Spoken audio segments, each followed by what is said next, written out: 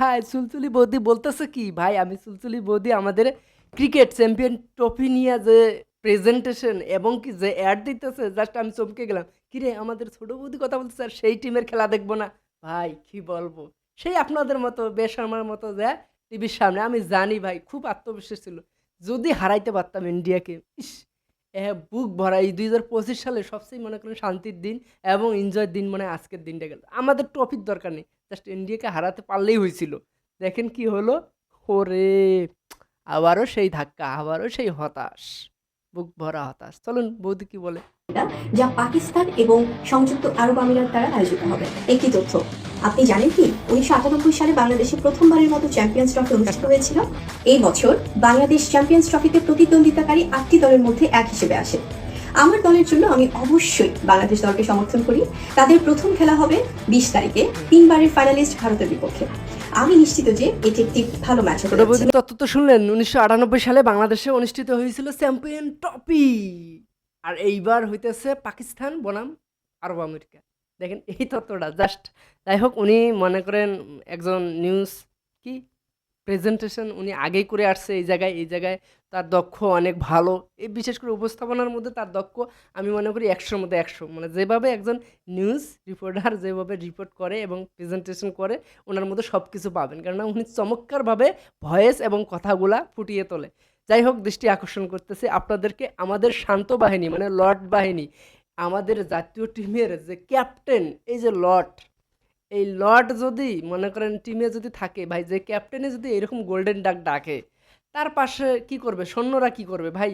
একটা যুদ্ধের মধ্যে যদি মনে করেন ক্যাপ্টেন, সে ক্যাপ্টেনই যদি আগেই আত্মসমর্পণ করে, সেইখানে কি থাকে দল, সে দল ভালো খেলুক বা খারাপ খেলুক সেটা আর মানুষ ওভাবে ধরবে না। তো আমরা আর কি বলবো ভাই, প্রতিদিনের মতো বেহায়ার মতো আমরা চাইছিলাম, তারপর আশা বাঁধছিলাম যদি ফিরে আরেকবার উঠতে পারি, যদি আরেকবার ঘুরে দাঁড়াতে পারি, ওই যদির মধ্যেই আমরা আটকে আছি। তো যাই হোক, সেটা বড় কথা না। এদিকে আবার বরবাদ কিন্তু ভাই পুরা মেসমার করে দিতে আসতেছে।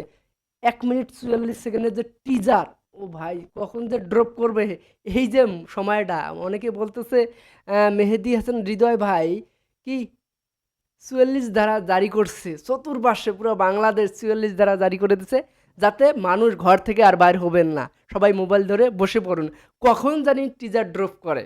আরে ভাই, নিজের শাকিব খানও তার ফেসবুক পেজে উনি শেয়ার করছে। তো বিষয়টা আসলে অন্য লেভেলে নিয়ে গেছে। হাইটটা, বরবাদ সিনেমার হাইট কিন্তু ভাই এমনিতে একটা লেভেলে আছে, সেটা আরও নিয়ে গেছে। 1 মিনিট ৪৪ সেকেন্ড, ভাই সবাই তো আটকে গেছে ওই জায়গায়। কখন 1 মিনিট ৪৪ সেকেন্ড, সেটা টাইমকে বুঝাইছে নাকি টিজারের সময় বুঝাইছে, নাকি হ্যাঁ রাত 1:৪৪ যে ট্রুপ করে হইতেও পারে। আমার কেন জানি মনে হচ্ছে 1 মিনিট, সরি 1:৪৪ এটা ড্রপ করতে পারে, কেননা এই সময়টা মানুষ অ্যাক্টিভ প্রচুর থাকে এবং বিশেষ করে প্রবাসী ভাই ব্রাদাররা প্রচুর থাকে। আর বাংলাদেশের আজকে খেলা, এরপরে মানুষ একটু মন মেজাজ গরম থাকবে, তারপরে হারার পর কি আর হবে আমরা জানি, এখন সবাই জানে বাংলাদেশ হারবে, সেইখানে দাদাদের কাছে আত্মসমর্পণ করবেই। কিন্তু আমাদের এই করাটা আসলে মানে খুবই হৃদয়ের রক্তক্ষরণের মতো একটা বিষয়। তো এইটা আসলে আমরা দেখতে চাই না বাংলাদেশ টিম আমরা বেঁচে থাকতে কি এইরকম একটা চড়া জবাব দিতে পারবে। কাপ আপাতত না নেনি, কিন্তু মাগার অস্ট্রেলিয়ার মতো, নিউজিল্যান্ড, ইংল্যান্ডের মতো কি টিম হতে পারবো না আমরা? আমরা কি এটা দেখে যেতে পারবো না? দাদারা আপনারা যদি একটু কমেন্ট করতেন, আমার বুকটা মানে খাঁকা করতেছে, মানে কবে যে আমরা ঘুরে দাঁড়াবো এবং এমন একটা শক্তিশালী টিম হবো যাতে কেউ চোখ রাঙানি তো দূরের থাক, চোখে চোখ রাঙে খেলবো। এইরকম টিমে আমরা কবে হব? দেখেন নামার শুরুতে মানে আত্মসমর্পণ করছে, মানে এমনভাবে বাজেভাবে, মানে টিমে মনে হয় না, বিশ্বাস করেন ভাই। অন্য অন্য আদার্স টিমে মনে হয় না, জাতীয় টিমে যদি ভারতে, বাংলাদেশ, পাকিস্তানের তুলনা করেন, একটাও খেলার যোগ্য না। মেজাজ গরম হয়ে যায় ভাই, একটাও খেলার যোগ্য না, বিশ্বাস করেন। যা তা অবস্থা বাংলাদেশ টিমের। মানে আমরা কবে কবে ফিরবো ভাই? বরবাদের মতো পুরা মেসমার করে, শাকিব খানের মতো কামব্যাক করবো কবে? প্রত্যেকটা মানুষ আর কত শিখে রে ভাই, আমার মাথা কাজ করে না, কত শিখবে এরা? 14 পুরুষ থেকে শিখতেছে, কয় 3 পুরুষ পর্যন্ত খালি খেলাই শিখলো, অথচ 8 দিন, শুক্রবার শুক্রবার 8 দিন হয় না আফগানিস্তান আজকে আমাদের র্যাঙ্কে উপরে, এবং তাদেরকে মানুষ হিসাবে রাখতেছে, বাংলাদেশকে হিসাবেই রাখতেছে না। এটা কি ভাবা যায় ভাই? দিন শেষে একটা বাঙালি হিসেবে যে কতটুকু কষ্ট সেটা আমি বুঝাতে পারবো না আপনাদেরকে, এবং আমি এইখানে বুঝাতেও চাই না। যারা আমার মতো কষ্ট পান আর কি প্রতিটা ম্যাচ হারার পর, বিশেষ করেন মানে আমি যে এতটা মানে এই 2025 সালের শুরু থেকে এই যে আপনার 20 তারিখ থেকে আপনার আধা জানুয়ারি এই যে ফেব্রুয়ারি 20, এত দিনে এত খারাপ লাগে নাই, জাস্ট বাংলাদেশের ম্যাচটা দেখার পর যা খারাপ লাগলো, না এটা এটা এটা মাইনে নেওয়ার মতো না। আর আর কতকাল আর কতকাল এইভাবে। তো যাই হোক, অনেকেই আবার মনে করেন এইখানে মানে আমি যেটা বলতে চাচ্ছি, বাংলাদেশ টিমকে নিয়ে কথা বলবো, ছোট বৌদিকে নিয়ে কথা বলবো, এবং টিজার নিয়ে কথা বলবো। দেখেন শাকিব খানের যে টিজার, টিজার আর দাগি আর জংলি, এই তিনটে সিনেমা এই ঈদের মধ্যে, এই ঈদের মধ্যে হাসতেছে, রোজার ঈদের মধ্যে বিশেষ করে বরবাদ টিমের উচিত উচিত 100% বলে আইটেম সংটা এখন ছাড়া দরকার। কেন রমজানে যদিও ড্রপ করে জিনিসটা ওইভাবে খাবে না পাবলিক। রমজানের দিন ভাইয়া আমিও এগুলো নিয়ে বসে থাকবো না। সিএম সাধনার মাস চলে আসতেছে, মুসলিমরা কি প্রস্তুতি নিতেছে সবাই। তো এইটা আমরা কখনোই এভাবে আমরা দেখব না। এগুলো জিনিস নোংরা অথবা অন্য কিছু আদার্স যদি সামনে আসে সবাই কি অ্যালাউ করবে না। তো এগুলো যদি আপাতত মেহেদী হাসান হৃদয় যদি মাথায় রাখে জিনিসটা, তাহলে আরও 2 দিন আগে হলো আইটেম সংটাই ছাড়া উচিত।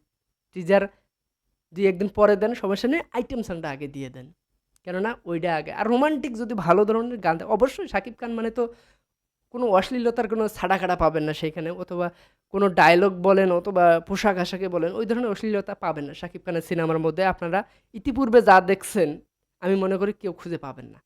তো যাই হোক, সেটা বড় কথা না। আমরা যেদিকে ছিলাম আর কি, এই যে 1 মিনিট 44 সেকেন্ডের যে টিজারটা ড্রপ করবে, তো এইখানে কি হবে, মিসমার হয়ে যাবে ভাইয়া, এইটাই শুধু। মনে করেন 44 ধারা জারি করছে, এটাই বলতে পারি। তো যাই হোক, আমাদের বাংলাদেশ টিমকে আবারও ভালোবাসার জন্য আপনাদেরকে বলতেছি, সামনের টিমে কামব্যাক করবে। বিশ্বাস করেন, সামনে পাকিস্তানের সাথে জিতে যাবে, নিউজিল্যান্ডের সাথে জিতে যাবে, কোনো সমস্যা নেই। 2টা জিতে আমরা আবার চলে যাব কোথায়, আবার দাদাদের সাথে খেলবো মাঠে।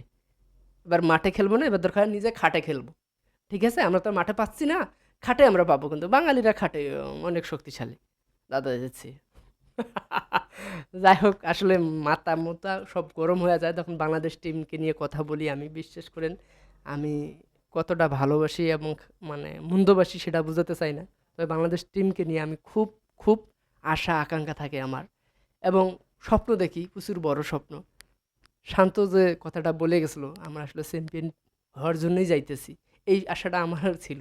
কিন্তু মাগার প্রথম ম্যাচটা যদি এইরকম মানে তিচ্ছ তাচ্ছিল্যর মতো যদি আত্মসমন করে, তাহলে আর কিছু থাকে না আশার। তাকেও কংগ্রাচুলেশন, কেননা সে একটা জায়গায় কাজ করতেছে, সে ওই হিসেবেই ইতিহাসটা বলে দিয়েছে এবং সবাইকে আমন্ত্রণ জানিয়েছে। বাংলাদেশের খেলা বলে কথা, আর ইন্ডিয়ার সাথে ভালো একটা ম্যাচ হতে যাচ্ছে, আপনারা দেখেন। যাই হোক, উনি ওনার জায়গা থেকে উনি মানি পাইলেই হলো। আর আমাদেরকে যারা ছোটো বৌদি ফ্যান ফলোয়ার আছেন এবং কি আশেপাশে যারা আছেন, সবাইকে দেখার জন্য আমন্ত্রণ জানাইছে। তার কোনো দোষ নেই, তার এখানে বলার কিছুও নেই। তো যাই হোক, দিন শেষে সবাইকে কংগ্রাচুলেশন, আর ভালো থাকবেন। আপনাদের জন্য দোয়া করি, আপনারা যেন হাজার হাজার বছর বেঁচে থাকেন। আল্লাহ হাফেজ, দেখা হবে যদি বেঁচে থাকি।